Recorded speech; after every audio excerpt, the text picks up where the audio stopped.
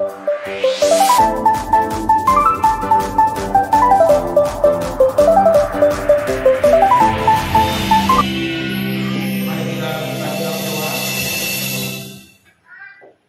di dalam surga,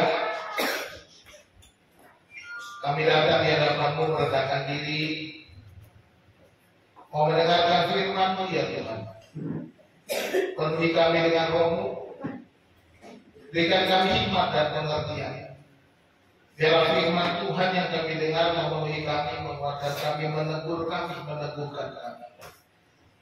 Pakai hamba-Mu Tuhan yang terbatas ini dengan kuat kuasa, dengan kuasa Roh Kudus ya Tuhan, sehingga firman Tuhan yang disampaikan menjadi berkat bagi kami semua Tuhan.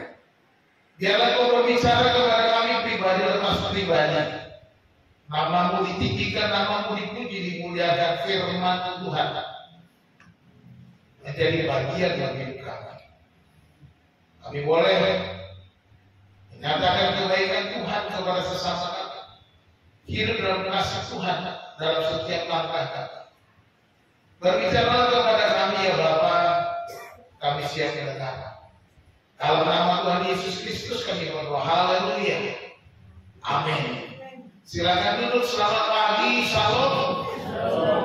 Shalom. Puji nama Tuhan. Hari ini khotbah saya beri judul kasih yang mengubah hidup. Bapak Ibu Saudara yang dikasihi, kita akan membaca bagian firman Tuhan dari kitab surat 1 Yohanes pasal 4 ayat 16. Ya, minggu ini sudah saya sampaikan ya, ayat 16. Tapi saya ingin kita belajar mengerti, memahami kasih yang dari Allah. Kita baca sama-sama ya, 1 Yohanes pasal 4 ayat 16. Ya, mari kita baca 2, 3. Kita telah mengenal dan telah percaya akan kasih Allah kepada kita. Allah adalah kasih, dan barang siapa tetap berada di dalam kasih, dia tetap berada di dalam Allah dan Allah di dalam dia. Amin. Haleluya. Saya bacakan sekali lagi. Kita telah mengenal. Perhatikan di situ dikatakan kita telah mengenal. Artinya bukan sekedar tahu saja, mengenal apa, dan telah percaya. Jadi kita mengenal dan telah percaya. Apa yang telah kita kenal dan kita akan kasih Allah kepada kita. Allah adalah kasih, dan barang siapa tetap berada di dalam kasih, ia tetap berada di dalam Allah. Sekali lagi, barang siapa tetap berada di dalam kasih, ia tetap berada di dalam Allah, dan Allah di dalam dia. Haleluya. Bapak Ibu Saudara yang dikasihi Tuhan, banyak orang mencari makna hidup, tetapi seringkali melupakan bahwa kasih adalah sebagai kekuatan transformasi, kekuatan yang bisa mengubah hidup seseorang. Hanya kasih. Kalau kita membaca Alkitab, kasih itu adalah inti dari seluruh ajaran Alkitab. Ya. Seluruh isi Alkitab dari Kejadian sampai Wahyu yang saudara baca, ini intinya adalah kasih.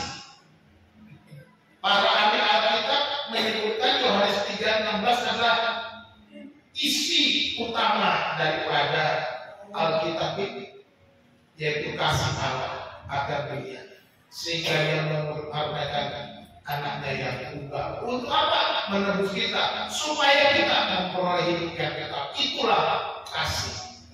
Jadi sebagai orang percaya, kita tidak bisa dilepaskan dari kasih. Orang Kristen yang tidak hidup dalam kasih, dia tidak di dalam Allah, dan Allah tidak ada di dalam itu. Sebaliknya, kalau kita membaca ayat 16 1 Yohanes pasal 4 tadi, tanpa kasih kita nggak pernah ada di tempat ini.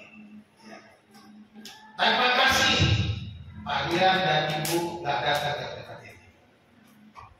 Oleh karena kasih, maka kita dikumpulkan, kita mendapatkan anugerah, kita mendapatkan keselamatan, sehingga kita dapat berkumpul bersama memuji Tuhan. Kita bisa masing-masing saudara datang digerakkan oleh itu karena kasih Allah.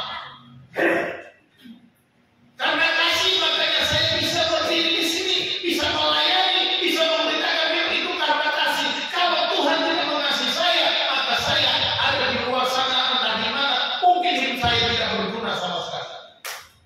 Itulah kasih yang mengubahkan.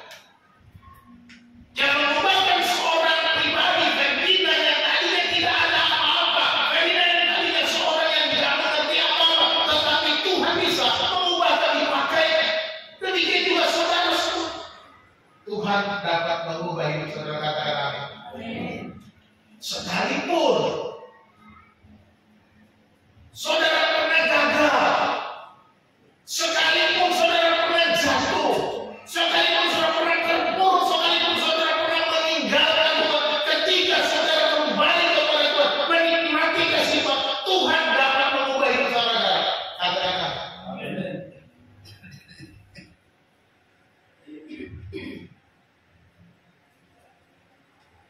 Keadaan dunia ini di akhir zaman ini semakin kehilangan kasih. Kalau kita lihat, wah luar biasa berita-berita. Ada pegawai apa tuh yang kemarin tuh di Purwakarta membunuh rekan kerjanya oleh karena pengen harta benda.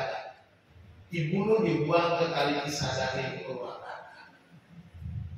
Ada anak yang membunuh orang tuanya oleh karena ingin ditahu dia kasih, dia bunuh orang tuanya. Ini dunia yang sudah dinyatakan di dalam Alkitab. Dalam 2 Timotius 3 pasal 3, 2 Timotius pasal 3 ayat 1 dan 3, ketahuilah bahwa pada hari-hari terakhir akan datang masa yang sukar. Manusia akan mencintai dirinya sendiri dan menjadi hamba uang. Mereka akan membual dan menyombongkan diri. Mereka akan menjadi pemfitnah.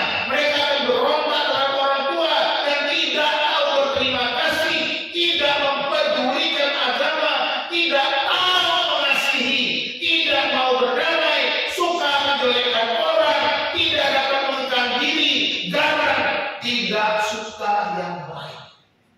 Sudah diingatkan firman ini, bacaan ini sekarang kita lihat apa manusia sekarang semakin rusak. Kenapa? Karena manusia mencintai dirinya sendiri. Mari kita lihat diri kita. Kita koreksi diri kita. Jangan sampai kita masuk dalam bagian-bagian orang yang mencintai dan sudah menjadi hamba uang. Kalau dia cinta diri hamba uang, makanya hidup manusia itu makin kacau. Kegagalan kita adalah ketika kita mencintai diri sendiri dan kita menjadi budaknya uang. Dari firman Tuhan Samuel pasal 4 ayat 16 tadi kita belajar beberapa hal penting bahwa kasih itu mengubahkan hidup kita. Yang pertama, kita menyadari bahwa kasih Allah adalah sumber perubahan. Kasih Allah adalah sumber perubahan, itu sumber transformasi atau perubahan. Dikatakan kita telah mengenal dan telah percaya akan kasih Allah kepada kita.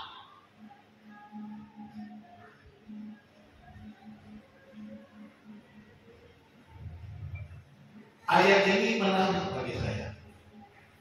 Terjemahan Al-Ai berkata, kita mengenal dan telah percaya akan kasih Allah kepada kita. Dalam kalimat ini ada kata kerja mengenal dan percaya. Kedua kata kerja ini menggunakan gramatika, kata bahasa gramatikal Yunani, yaitu bentuk percaya.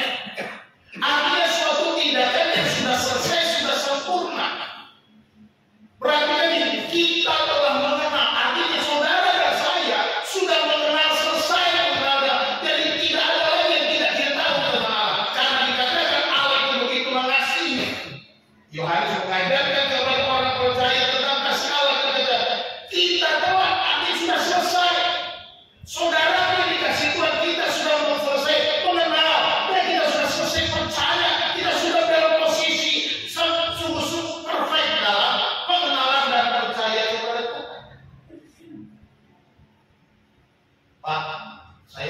merasa belum kenal Tuhan.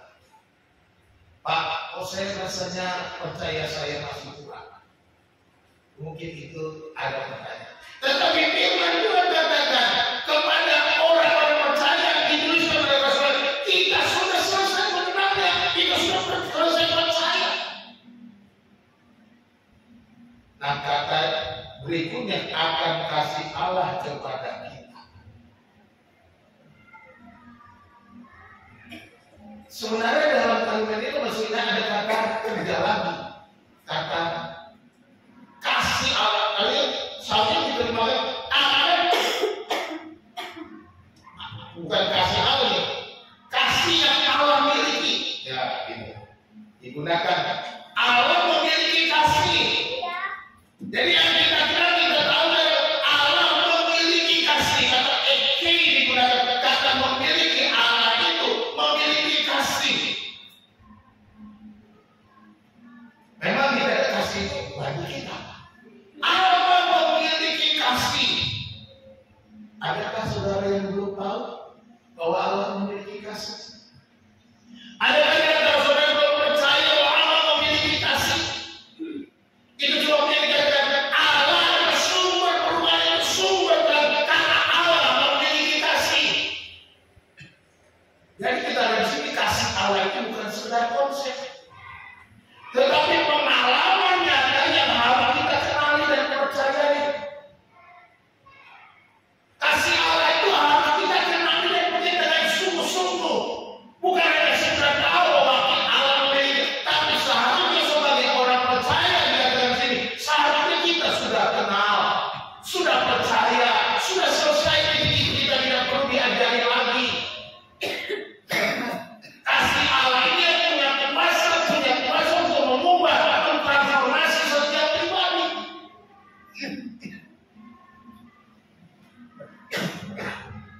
Dia yang mengubah hidup saya. Dia yang mengubah langkah saya. Dia yang mengubah arah hidup saya. Ketika saya menyerahkan diri kepadanya, dia mengubah arah hidup saya. Kalau bukan Tuhan yang mengarahkan hidup saya tidak jadi seperti yang ada sekarang. Tahun 88 saya mengingat kasih saya yang berulang-ulang. Pertobatan saya tahun 82. Dan di situ saya berjanji kepada Tuhan untuk menjadi seorang hamba Tuhan. Tetapi saya ketika lulus SMA saya mengeraskan hati Tuhan, jangan jadi hamba Tuhan. Ganti lagi Tuhan. Kalau boleh nego dengan Tuhan. Kalau boleh Tuhan saya jadi apa saja yang penting saya punya uang, saya tak jadi kayak orang kaya raya. Itu minta saya Tuhan. Karena saya pikir nanti saya menjadi hamba Tuhan, saya nggak ada apa-apa, miskin susah pikiran saya. Zaman dulu tahun 85 pikiran saya. Saya tinggalkan janji saya, nazar saya kepada Tuhan.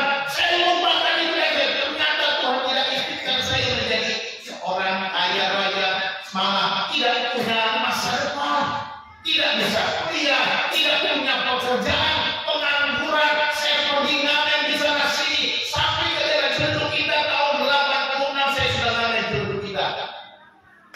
Tahun 86 saya sudah masuk di daerah ini. Saya juga jualan koran di terminal Blok M, naik bus turun bus. Itu yang saya lakukan karena tak punya kerjaan. Tahun 88 kasih Allah itu memanggil saya, kembali anakku, kembali. Seperti seorang anak yang bilang, saya datang kepada Tuhan. Saya datang kepada seorang hamba Tuhan yang menjadi bapak warisan pemimpin saya ke sekolah. Saya menjadi hamba Tuhan. Itu tahun 88 bulan Maret akhir. Tepat 1 April saya datang ke rumahnya. 1 April 1988. Saya catat di hati saya. Saya datang ke rumahnya. Karena akhir Maret itu dia bilang, kalau kamu benar-benar, kamu datang ke rumah saya. Tanggal 1 April saya datang ke rumahnya. Lalu dia berikan sebuah buletin SPT. Kamu mau sekolah? Iya Pak. Mau gak sekolahnya tahun depan? Secara akal saya bilang, wah saya ucapkan semangat-semangatnya mau sekolah tahun depan. Ya, harusnya kan dia bilang, Pak sekarang aja kenapa ditunda-tunda? Ya gitu. Tapi saya nggak bilang begitu. Saya cuma bilang, siap Pak. Kalau kamu tahun depan ini, kamu akan sekolah dikasih buletinnya, buletin namanya kalau nggak salah saya Immanuel, buletin STI Yogyakarta. Saya baca, ada pendirian mahasiswa baru dan yang menarik, saya bilang persyaratan lulus harus mendirikan jemaah POSPI minimal dengan membaptis 15 jiwa. Wah, saya bilang ini menarik. Saya bisa suruh mencari jiwa, saya belajar cari jiwa bisa. Bagi saya menarik. Bagi orang sekarang kalau saya tidak menarik, malah wah dari jiwa kayak keren amat, orang yang mau jadi, ada yang mau jadi pendeta besar, nggak tahu besar perutnya, besar kepalanya ya. Ada yang pengen jadi guru, dosen dan sebagainya. Itu orang sekarang begitu, mau cari sekolah biar gampang dan begitu. Karena STT itu bagaikan jamur di musim hujan, bertumbuh banyak di Jakarta ada ratusan STT sekarang. Di Jakarta, Jabodetabek ada ratusan STT. Tapi di sini kata kasih Allah ini bukan konsep, tapi Allah mengubah hidup saya, memanggil saya dan saya kata siap untuk berangkat. Tahun 89 saya berangkat. Saya diajar selama 88 sampai 89 diajar bagaimana jadi hamba Tuhan. Diajar berdoa, saya suruh datang tiap hari ke rumah hamba Tuhan ini. Dia suruh saya jam 8 harus di sini. Siapa? Jam 8 suruh datang masuk kamar. Kamu berdoa ya baca sampai jam 10. 2 jam cuma doa nyanyi baca Alkitab. Tiap hari. Kadang-kadang ada waktu kayak kamu kita mau pergi PA nanti kamu ikut saya ya ikut. Kadang saya doa sendiri, kadang doa sama hamba Tuhan itu berdua. Saya diajar untuk merendahkan diri. Ya. Kasih Allah yang mengubah hidup saya bukan karena hebatnya saya. Allah adalah kasih. Kasih adalah esensi dari sifat Allah, bukan hanya tindakan. Sifat esensi Allah itu adalah kasih, bukan ini bukan sekedar sifat Allah. Artinya kalau dia esensi dia tidak berubah kasihnya. Kalau saya mungkin saya bisa berubah kasih saya kepada saudara sedikit dulu kita. Oh kasih sama tetangga, kasih sama teman bisa berubah kasih. Bukan kasih kita juga mungkin levelnya berbeda. Tetapi kasih Allah karena ini adalah esensi daripada Allah sendiri. Maka kasihnya itu tak berubah sedikit pun. Kasihnya pun tak berbeda satu dengan yang lain. Dia tidak berbeda kasihnya kepada saya dengan Pak Julius, dengan Pak Indra, dengan Pak Tuhan. Tak ada bedanya. Sama levelnya. Kasih Allah sama kepada kita setiap orang. Amin. Ini yang dia. Allah adalah kasih. Ini esensinya Tuhan. Oleh karena Allah itu kasih esensinya Tuhan. Hakikatnya Tuhan. Saudara akan dikasih Tuhan. Sekarang saya mau katakan kepada saudara, mari serahkan hidupmu kepada Tuhan yang dapat mengubah. Bersandar kepada Tuhan, percayakan hidupmu kepada Tuhan supaya dia mengubah hidup kita, menjadikan kita lebih baik. Tidak peduli apa latar belakangmu, tidak peduli apa kesalahanmu, tidak peduli kau betapa dalamnya engkau derajatmu. Ketika engkau datang kepada Dia, Allah itu kasih. Dia mau menerima kau apa adanya. Dia mau menyambutmu dengan penuh sukacita. Dia mau merangkul, mau meluk, mencium, mau melipar, memberikan engkau yang terbaik. Ini esensi daripada Allah yang sejati. Artinya tidak ada yang tidak dapat diterima dari atau ditolak. Semua. Bapak Ibu Saudara yang dikasihi Tuhan, perhatikan apa yang Allah lakukan. Dia memberikan anaknya yang tunggal, Yesus Kristus. Yohanes 3:16, karena begitu besar kasih Allah akan dunia ini, sehingga Dia telah mengaruniakan anaknya yang tunggal, supaya setiap orang yang percaya kepadanya tidak binasa, melainkan beroleh hidup yang kekal. Artinya apa?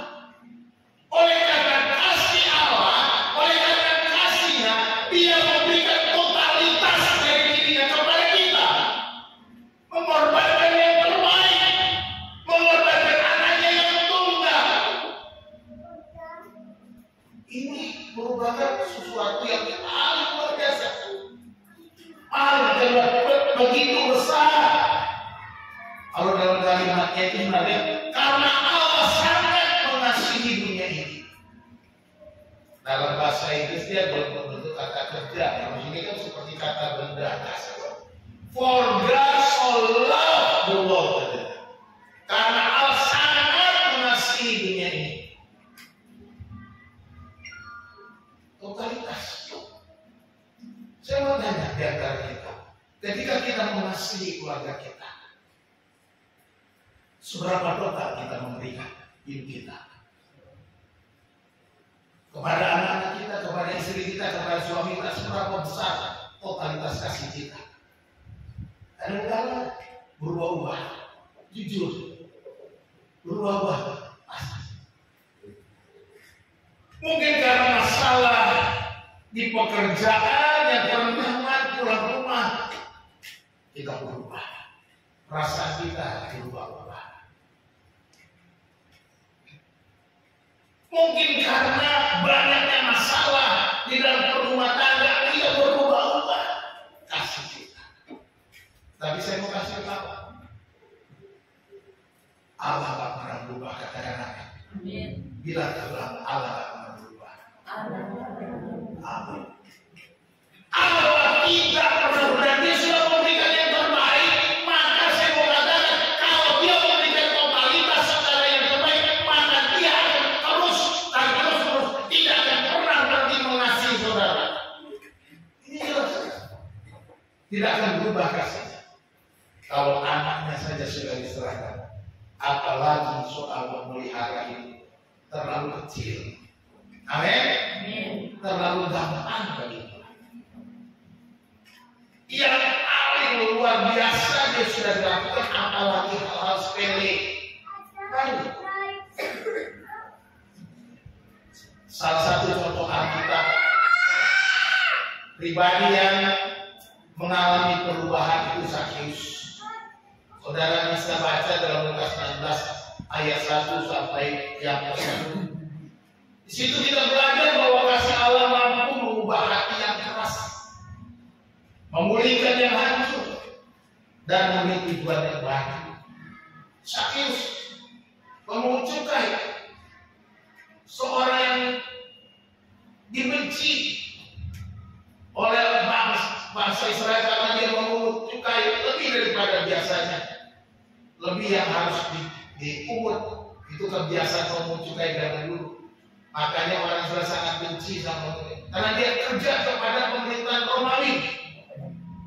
Mereka memungut cukai bukan hanya cukai buat raja, tetapi juga memungut cukai buat kepentingan pribadinya. Ya, itu yang dilakukan. Nah, banyak juga pemungut cukai zaman sekarang kan, seperti si Gaius Tambunan itu. Tidak pernah dengar nama Gaius Tambunan? Dia pemungut cukai itu. Dia kan kerja di Depok, dia aja. Ya, bagaimana dia? Banyak pemungut pajak datang kepada perusahaan perdagangan. Nah, atur Bapak, yuk atur. Pajaknya diatur, tapi dia ada dapat di kantornya. Seperti ini. Jadi sangat dibenci, ditolak oleh bangsanya sendiri. Oleh karena dia merasa tidak bisa diterima, tetapi oleh karena berjumpa dengan Yesus, hidupnya dipulihkan, hidupnya memberi tujuan yang baru.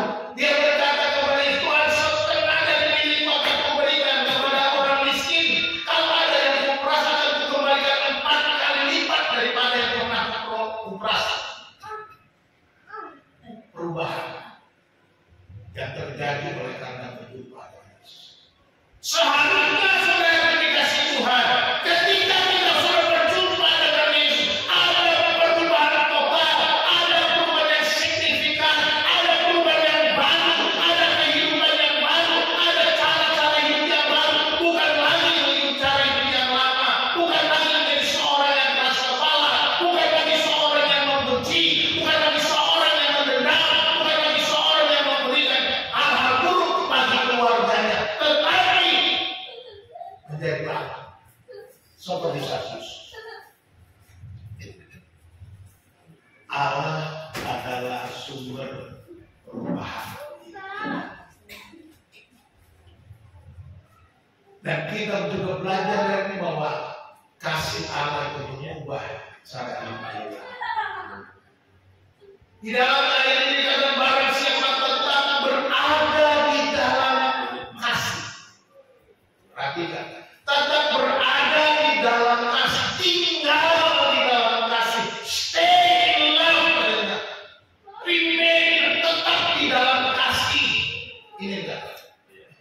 Barang siapa tetap berada, dia harus tinggal di dalam kasih, tidak berubah. Dia tetap berada di dalam Allah.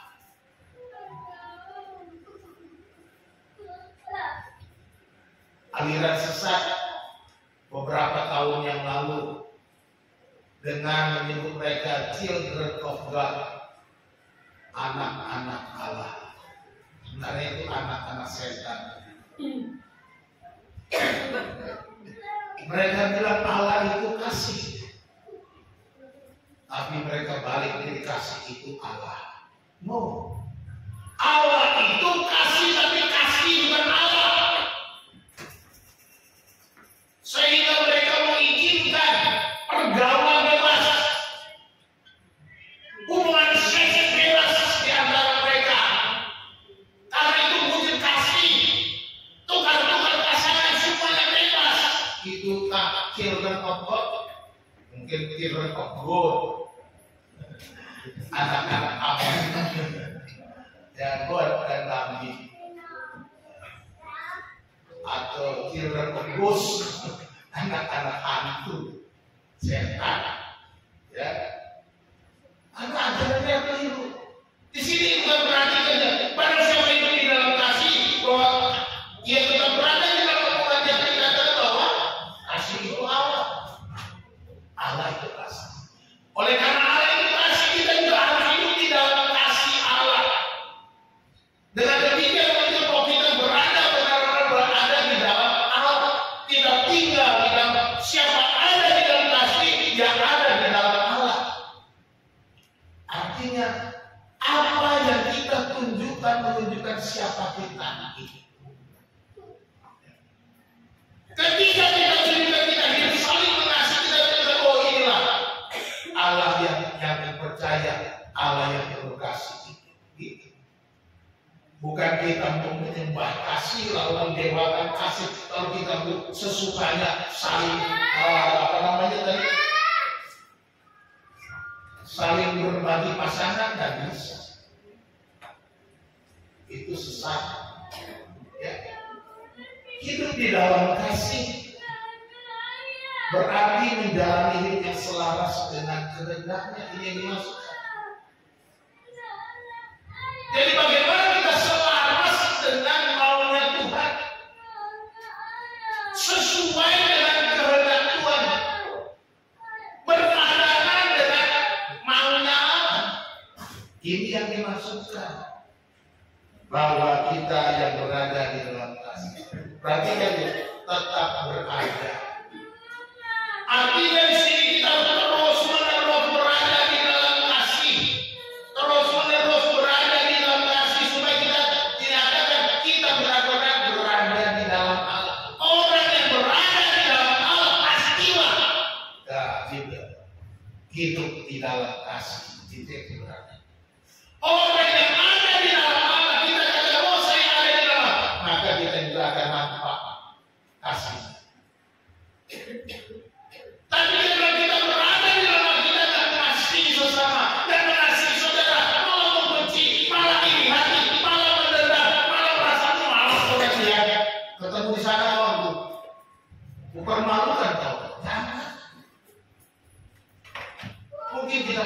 menyakiti seseorang.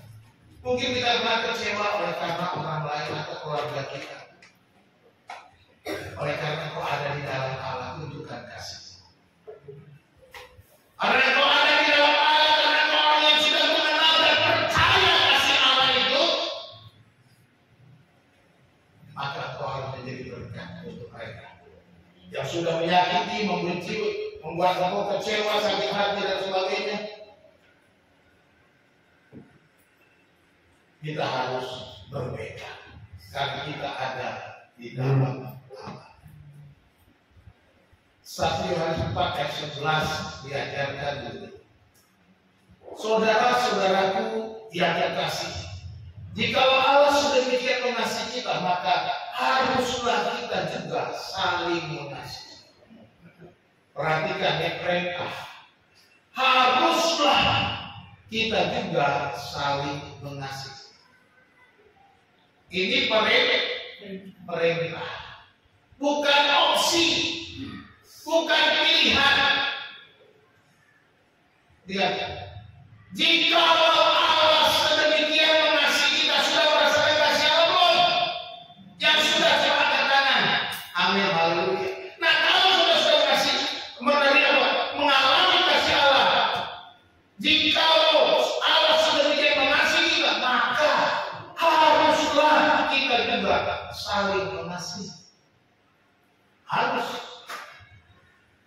Bukan saling menggigit, bukan saling membenci, saling sikut menyikut, saling bersaing. Jangan sampai dia yang mendekat dengan Pak Gembala, aku harus lebih dekat. Loh, ada yang saya dengar cerita unik. Ada orang yang bawa buah ke saya. Kalau ada yang marah, mau cari muka buat Pak Gembala. Saya dengar begitu. Bapak Ibu bertobat. Kalau ada yang bawa buah, saudara bawa juga lah. Supaya saya tambah banyak dapat buahnya. Jangan saudara malah pikirnya yang negatif. Pasti itu mau dekat-dekatin Pak Pendeta, mau cari-cari muka. Dia mau cari muka, mau deketin buat apa? Semuanya sama di mata saya. Nggak ada. Emang dia mau dapat keuntungan finansial? Enggak juga, saya juga nggak ngasih dia. Saya nggak ngasih pekerjaan. Saya hanya mendoakan dan mendoakan semua. Jangan kita terlalu cepat negatif. Seperti itu. Jangan, seharusnya kita juga saling mengasihi.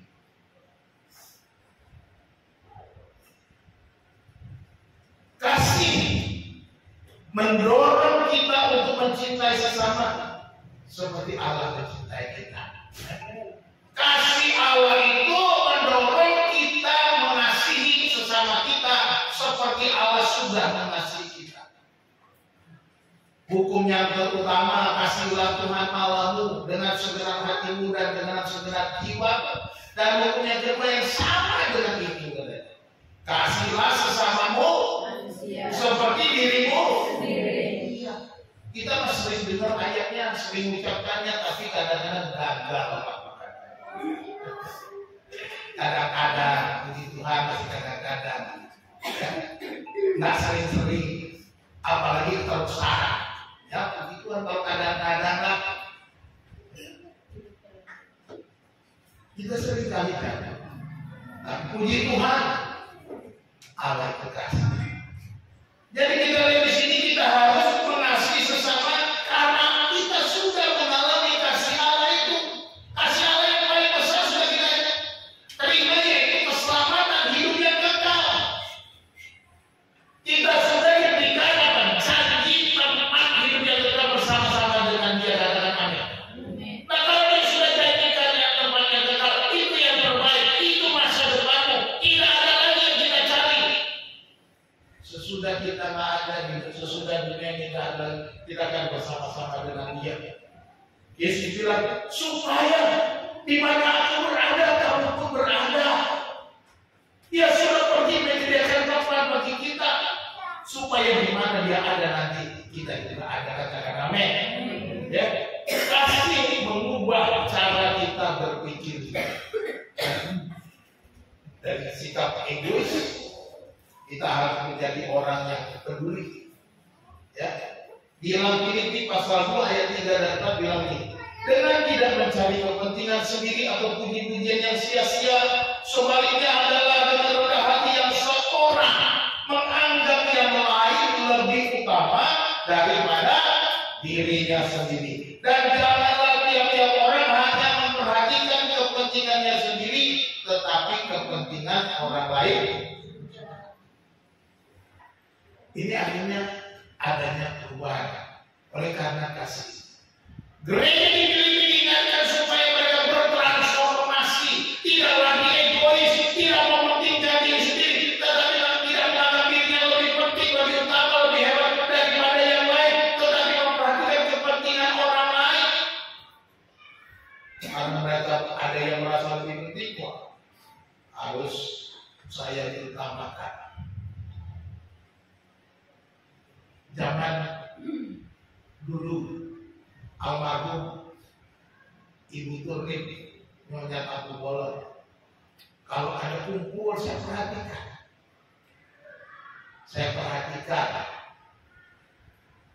Kalau makan bersama, makan di mana saja, di rumah, di gereja, kalau lagi makan, dia selalu duluan kan sendoknya buat saya, ini buat Pak Pendeta. Memang ada, tapi saya nggak pernah mau diutamakan. Mungkin kita pikir, memang banget kalau pendeta diutamakan. Saya nggak mau cari. Saya tidak menyuruh, saya tidak berkata wajib ya sebelum kalian makan saya harus makan duluan. Atas siapa? Mari kita sama di hadapan Tuhan. Amin. Kita sama di hadapan Tuhan.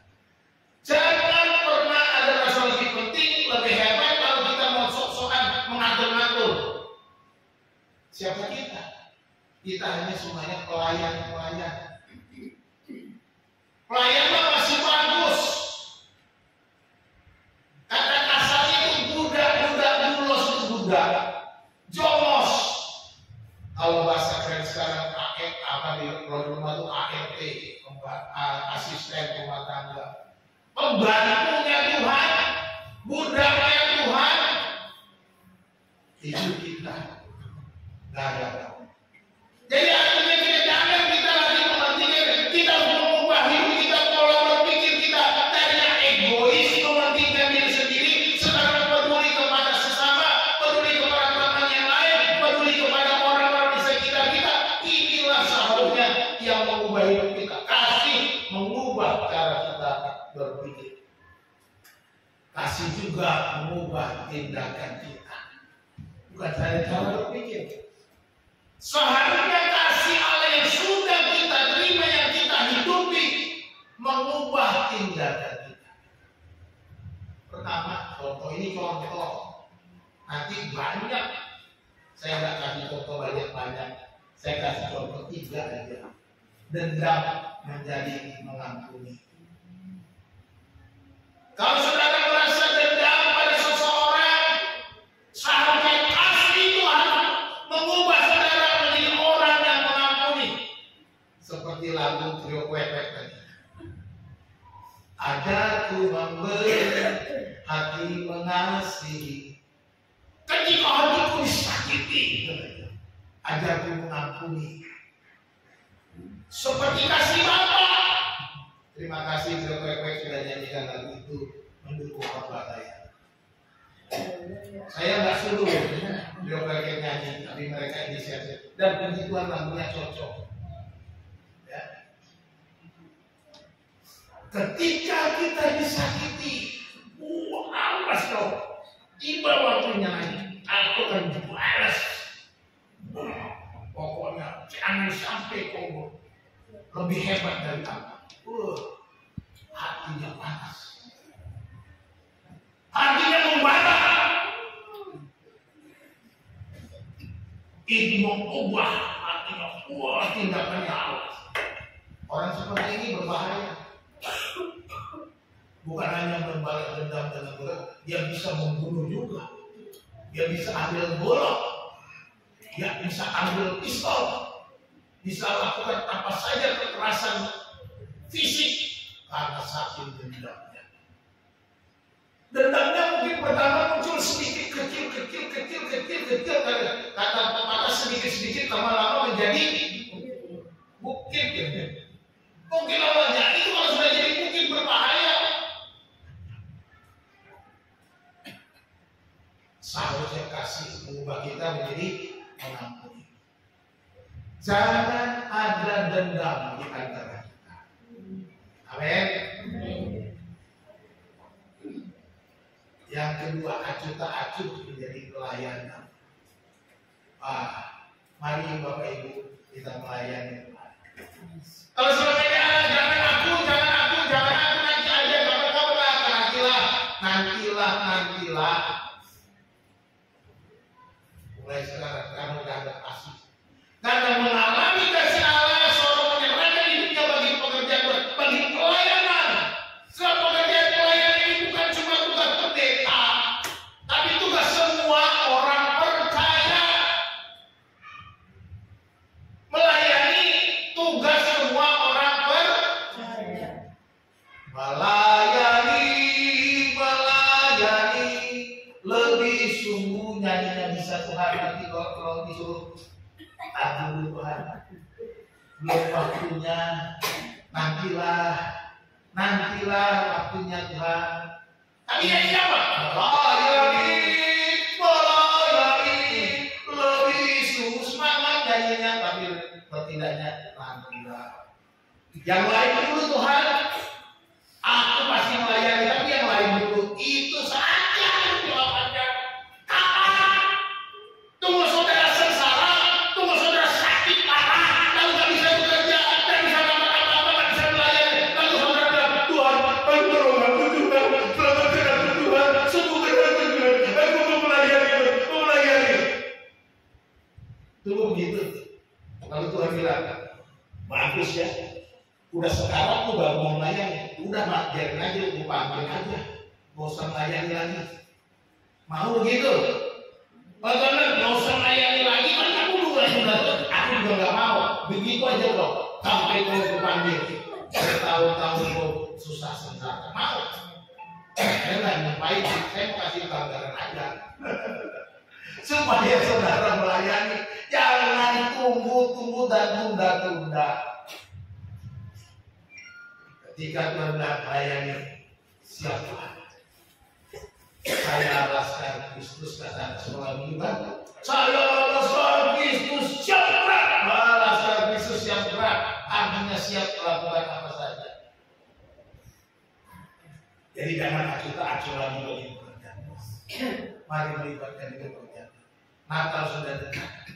Mari kita libatkan diri dalam pelayanan untuk menyiapkan Natal kita. Ya. Itu pelayanan. Panitia itu pelayanan. Oh, saya bukan panitia Pak, saya nggak masuk anggota panitia. Ya kalau semua masuk anggota panitia, siapa yang dilayani? Kan gitu. Tetapi apakah sudah ada pelayanan? Ada pelayanan yang nggak masuk panitia. Pelayannya apa? Hepengmu buat melayani. Persembahkan, oh saya mau nyumbang untuk Natal. Begitu. Jangan dikasih keluarga ini banyak keluarga sini. Bagus, nantilah kalau ada ya kalau ada, entar tuh pasti ada. Kalau saudara bilang kalau ada, berarti saudara gak yakin Tuhan pelihara. Saudara gak yakin Tuhan sediakan, karena kalau ada. Karena saya sudah bilang, Yehova Jireh, ketika kita mau persembahan kepada Tuhan, Abraham bilang apa? Tuhan yang menyediakan anak domba baginya anak. Itu kan? Ketika kita mau bawa persembahan yang terbaik itu, Tuhan sudah sediakan untuk yang diberikan kepadanya. Jadi bukan milikmu, bukan uangmu, dia tidak dapat ibu. Dia yang sediakan untuk kau beri. Dia yang sediakan untuk kau bawa kepada Tuhan. Dia datang ke hidupmu, betapa hebatnya Tuhan. Dia justru menyediakan apa yang dia mau dibawa kepadanya. Ini yang kita pelajari dari Abraham. Sekarang melayani Tuhan, serahkan hidupmu, serahkan uangmu, serahkan apa saja untuk melayani. Tidak bilang puas semua uang mesti dikasih oleh Tuhan untuk memperbaiki. Pekerjaan Tuhan harus didukung. Ya, pekerjaan Tuhan harus didukung. Saudara nggak bisa gili-gili, saudara libatkan pelayanan. Di sini ada 2 kotak persembahan. Ada persembahan pelayanan, ada persembahan untuk Natal. Saudara bisa bawa untuk Natal, masukkannya sebelah kanan ini untuk Natal, sebelah kiri ini untuk pelayanan. Sebelah kiri saya maksudnya ya. Sebelah kanan saudara, sebelah kiri saya. Saudara bisa bawa kapan saja. Hari ini tak bawa, nggak masalah, usah ikut. Minggu depan bawa. Ada Tuhan, tiap bulan saya mau bawa. Oh, sebulan sekali datang bawa. Tak bawa, nanti tiap bulan saya mau bawa. Tuhan akan sediakan untuk saudara bawa. Itu soal hati. Nah, ini juga tidak berhubungan dengan pelit jadi murah hati. Ini bicara tentang menolong orang lain. Bagaimana kita berubah menjadi orang yang pelit, yang tidak mau memberi, tidak mau menolong orang lain. Ini berbicara tentang menolong orang lain, pelayanan, menolong orang lain. Tetanggamu, sahabatmu, temanmu, ada seorang sahabat datang kepadamu minta tolong, lalu kau bilang ya besok saja datang aku akan beri. Padahal yang diminta ada padamu, kamu sudah menerima upahnya. Sama saja, ulanglah. Jadi mari kita menolong sesama. Kalau kita mampu menolong, tidak dapat menolong, tidak diberikan berkat untuk menolong, kenapa kita tahan diri pada ada pada kita nggak mau? Ini yang seorang yang sudah mengalami kasih Allah harus mengubah tindakannya, berubah kehidupannya harus berubah. Jadi Bapak Ibu sudah kasih Tuhan, apa yang dapat kita lakukan untuk mengasihi? Pertama, kita harus mengampuni seorang yang menyakiti kita. Jadi kan dendam. Jangan lupa itu. Yang kedua, bantulah orang yang membutuhkan. Yang ketiga, berbagi kasih kepada yang terpinggirkan. Ini harus kita pikirkan dalam tindakan kita. Kasih Allah itu seharusnya mengubah hidup kita. Kasih Allah itu seharusnya mengubah pikir kita, pola pikir kita. Kasih Allah itu harusnya mengubah tindakan kita. Dan yang ketiga, kita mengingatkan tantangan untuk hidup di dalam kasih. Di dalam ayat dikata Allah ada di dalam dia. Karena siapa hidup dalam kasih, Allah ada di dalam dia. Kasih yang sejati hanya mungkin jika kita terhubung dengan Allah melalui doa, firman, dan Roh Kudus. Allah ada di dalam dia hanya bisa terkoneksi dengan doa kita, dengan pembacaan firman, dengan penyerahan hidup, dikendalikan Roh Kudus. Ini yang kita harus miliki. Bapak Ibu yang sudah dikasih Tuhan, saya kira tidak ada di antara kita yang tidak punya handphone. Semuanya punya handphone ya. Saya tidak mau kasih handphone untuk nambahin ya. Nah, itu. Tapi saya mau kasih tahu kita, handphone kita bisa tiba-tiba kita mau WA saudara buah anak kita, saya tidak di mobil juga. Oh nggak terkirim Pak, paket itu habis kayaknya. Tidak bisa terhubung, dia telepon, kok nggak bisa terhubung, paketnya habis. Handphone kita bisa putus koneksi oleh karena paketnya nggak ada. Betul nggak? Tapi saya mau kasih tahu, hubungan koneksi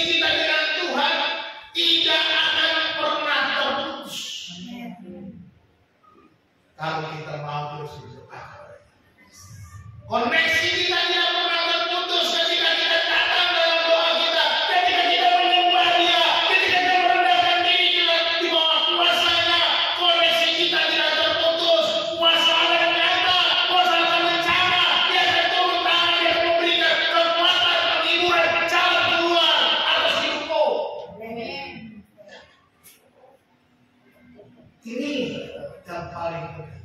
Dengan kasih itu akan meliputi kita. Jadi kita hubungan yang baik dengan Tuhan, tidak hubungan doa dengan Tuhan yang tidak pernah henti, tidak pembacaan firman dan kuasa Roh Kudus yang saudara akan alami hari demi hari dalam kehidupan saudara. Cuma itu. Koneksi kita melalui doa. Jangan lupa.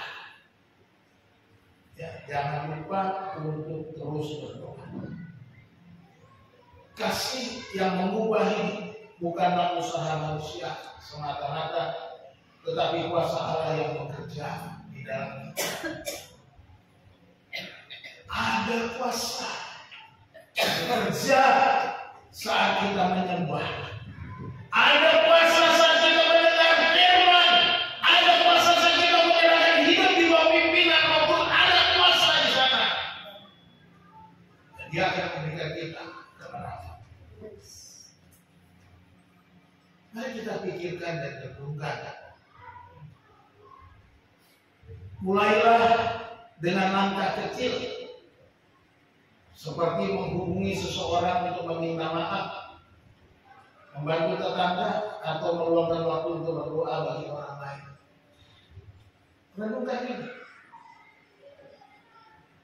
Adakah yang perlu saudara datangi dan katakan, saya mau minta maaf.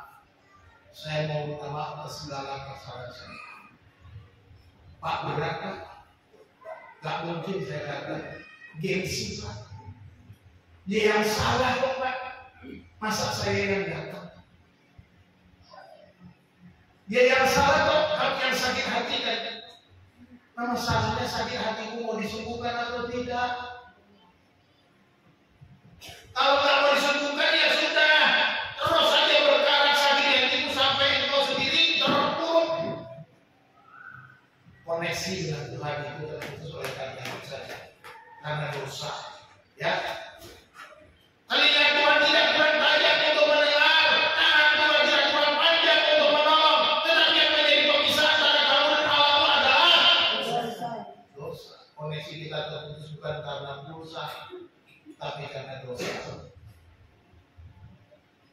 Oleh sebab itu, ketika kau sakit hati muncul benci itu dosa. Perbaiki, pulihkan, datang minta maaf, walaupun dia yang salah, walaupun dia yang menipu, walaupun dia yang menyakiti, katakan, saya minta maaf kalau saya salah telah melakukan, saya sudah buat ini dan ini. Dengan demikian kata Paulus kepada orang di rumah, kami menumpuk bara api di atas kepalanya. Setiap perbuatan baik, perbuatan benar yang kau lakukan terhadap orang-orang yang menyakiti, engkau sedang menumpuk bara api di atas kepalanya. Gitu. Yang penting hatimu beres dengan Tuhan. Apakah dia melakukan, apakah dia tidak membenci, itu urusannya dengan Tuhan. Biarkan bara api itu membakar kepalanya. Akhirnya dia akan dibusarkan oleh Tuhan. Rasa bersalahnya akan ada pada dia. Tidak perlu kita yang urus. Enak. Kalau kita yang urus sulit. Cuma kita tugasnya adalah datang, minta maaf, mengampuni, saling mengampuni. Ya. Membantu tetangga kita bagaimana? Tetangga kita lagi susah, jangan lupa dibantu. Ya. Yang paling penting meluangkan waktu untuk berdoa bagi orang lain. Berdoalah bagi musuhmu, kata Tuhan Yesus.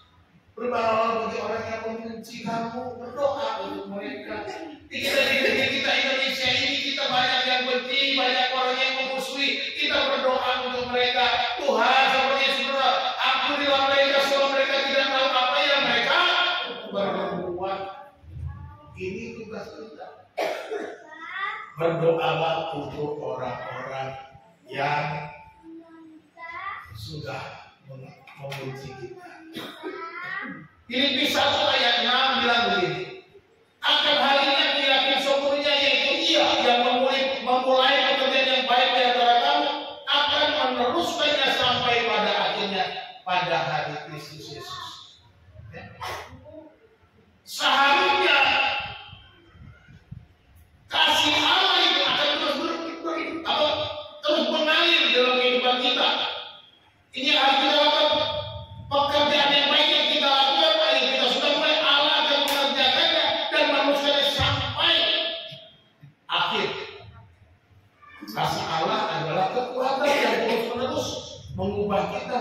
menjadi pribadi yang lebih baik. Ya. Karena Allah mengerjakannya. Karena Allah di dalam kita, maka Dia mengerjakannya segala yang baik kita sudah lakukan dan Dia akan meneruskannya sampai kepada hari Kristus Yesus. Juga Efesus pasal 3 ayat 17-19. Sehingga oleh imanmu Kristus diam di dalam hatimu dan kamu berakal serta berdasar di dalam kasih. Karena kita sudah percaya Yesus ada dalam hati kita, biar kita berakal di dalam kasih. Ayat 18, aku berdoa, Allah berdoa supaya kamu bersama-sama dengan segala orang kudus dapat memahami betapa lebarnya dan panjangnya dan tingginya dan dalamnya kasih Kristus itu. Kita sudah didoakan oleh Rasul Paulus supaya kita lebih memahami betapa panjang, betapa lebar, betapa tinggi, betapa dalam kasih Kristus. Ayat 16. Dan dapat mengenal kasih itu. Yohanes tadi 1 Yohanes 16, kamu telah mengenal kasih Allah. Sekalipun Dia melampaui segala pengetahuan, aku berdoa supaya kamu dipenuhi di dalam seluruh kepenuhan Allah. Karena kita sudah mengenal Allah, kita sudah didoakan, kita mendapatkan kepenuhan kuasa Allah. Jadi nggak boleh berhenti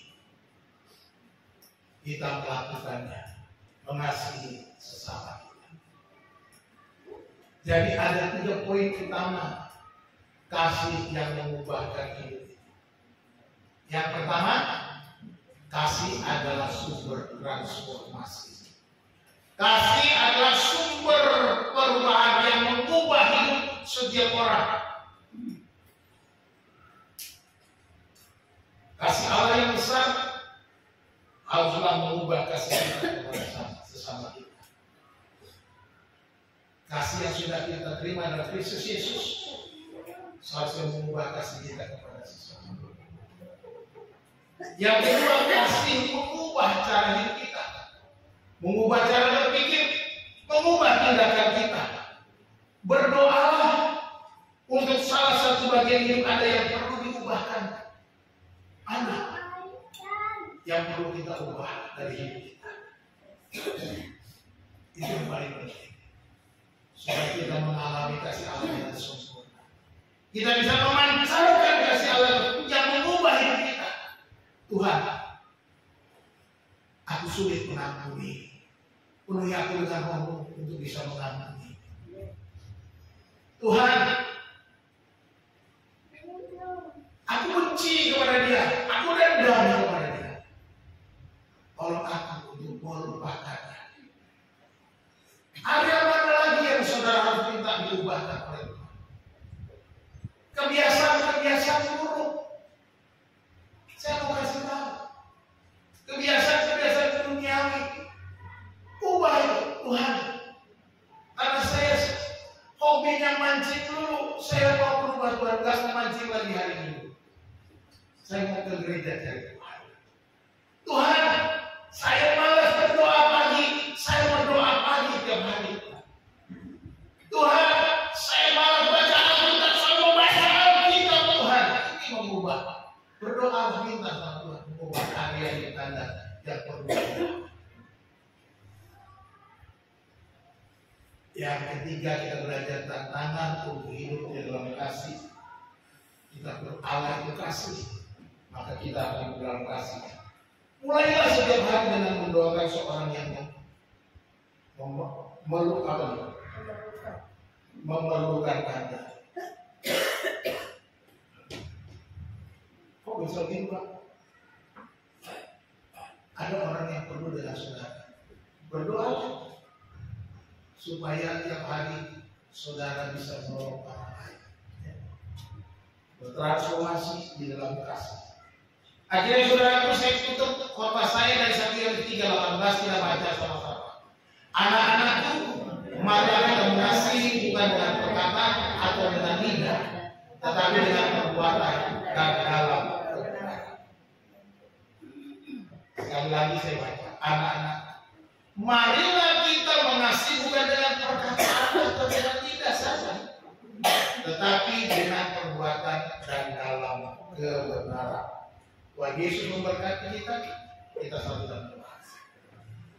Bapa di dalam surga, kami naikkan syukur kami kepadamu oleh karena firman Tuhan yang sudah kami dengar. Kami bersyukur kami boleh memiliki Allah yang penuh kasih, Allah yang menyatakan kasih-Nya kepada kami secara luar biasa, dan kami boleh hidup sampai hari ini semua karena kasih-Mu semata ya Tuhan. Terima kasih Tuhan, ajar kami untuk hidup di dalam kasih, supaya kami boleh menyatakan siapa Allah kami, supaya kami dapat menyaksikan kepada dunia ini Allah kami penuh kasih, Allah kami mengubah hidup kami, Allah kami yang menuntun langkah kami, Allah kami yang menjadikan kami sebagaimana adanya kami, bahkan akan memberkati hidup kami menjadi terang, menjadi berkat, menjadi kepala dan bukan menjadi ekor, menjadi teladan, menjadi orang yang dapat menjadi berkat dimanapun kami ada. Di tengah-tengah keluarga besar kami, di tengah-tengah tetangga di negara kami, di tengah-tengah pekerjaan kami, dimanapun kami ada, kami tetap menjadi orang yang menjadi berkat, menyatakan kasih-Mu kepada dunia ini. Terima kasih Bapa di surga, kami mengucap syukur untuk firman Tuhan yang sudah kami dengar. Terima kasih biarlah Engkau terus berbicara kepada kami dengan perantaraan Roh yang kudus ya Tuhan, di setiap langkah kami sepanjang hidup kami. Kami berdoa mengucap syukur dalam nama Yesus Tuhan kami. Haleluya. Semua yang berkata, amin.